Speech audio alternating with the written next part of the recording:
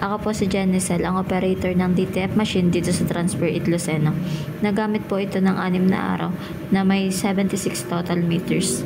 Ito po ang printer head area. Ang huling palit po nito ay noong November 12, 2023 at June 24, 2023. Ito naman po ang capping na may 70% good condition pa po.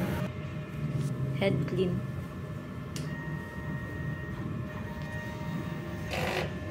Punasan ng wiper after head clean. Nozzle check.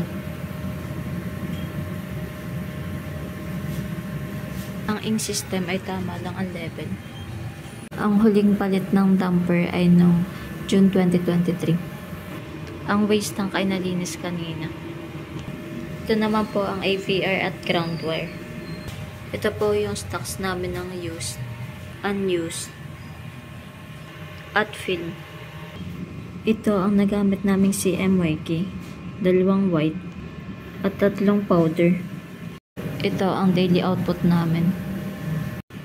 At ito naman po ang printer checklist namin. Thank you po.